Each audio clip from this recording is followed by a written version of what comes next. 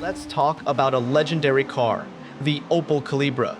Produced between 1989 and 1997, widely recognized as one of the most memorable coupes of its time.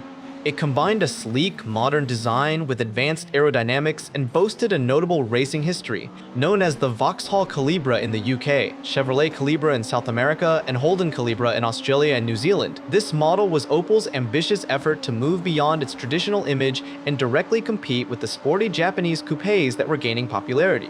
In this movie, we'll explore the Calibra's journey, its notable performances in the Deutsche Tourenwagen Meisterschaft and International Touring Car Championship, and its strengths and shortcomings. We'll also look at how it was perceived by the public, its impact on the auto industry, and the reasons why production eventually came to an end. Manufactured at Opel's Rüsselsheim facility in Germany, production later shifted to Valmet Automotive in Finland in 1995.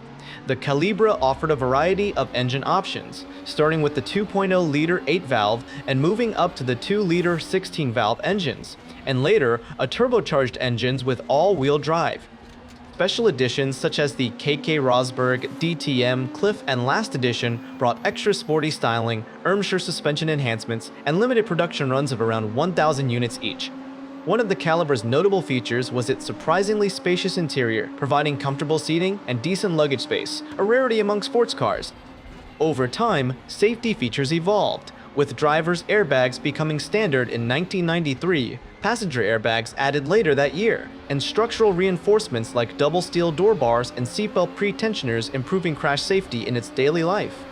By 1995, the lineup expanded to include teams like Jost and Rosberg, with drivers such as Rosberg and Ludwig. Klaus Ludwig's 2 wins at Hockenheim's season finale marked a clear step forward. The Calibra reached its peak in 1996 during the ITC. The FIA-sanctioned series allowed more deviations from stock models under Class 1 rules. The V6 4x4 version became a technological marvel, powered by a Cosworth 2.5-liter V6 engine, producing around 500 horsepower and revving up to 15,000 RPM. It boasted features like active aerodynamics, racing ABS, hydraulically adjustable stabilizers, and a semi-automatic gearbox with paddle shifters. Extensive wind tunnel work, totaling 200 hours, enhanced its aerodynamics and increased downforce by 28%, considerably improving grip.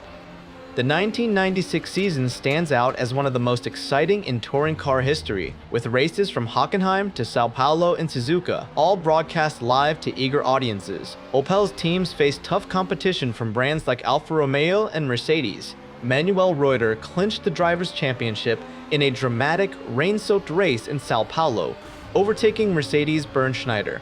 Opel also took the manufacturer's title in Suzuka with 349 points, narrowly edging out Alfa Romeo's and Mercedes cars.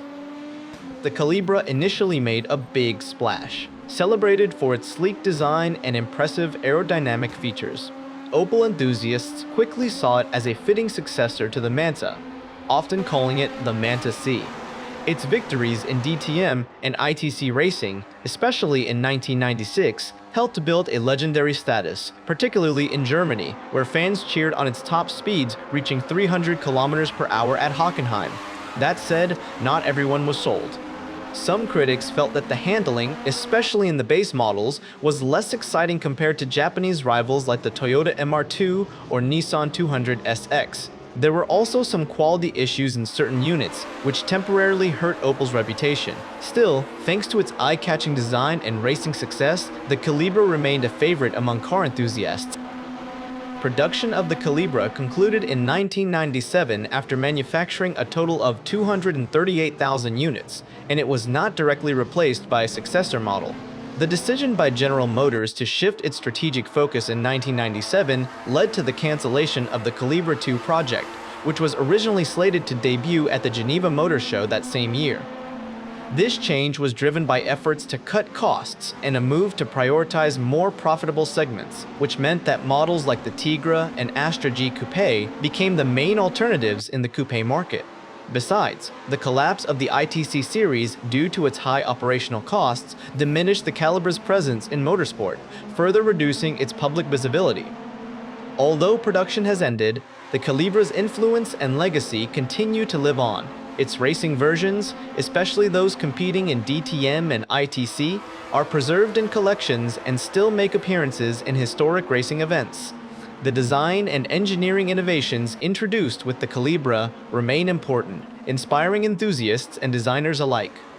Today, fans eagerly await a modern successor, and its cult following continues to grow online and at car shows, keeping the spirit of the Calibra very much alive. The Opel Calibra was more than a proof of Opel's goal of combining performance, everyday practicality, and innovative design.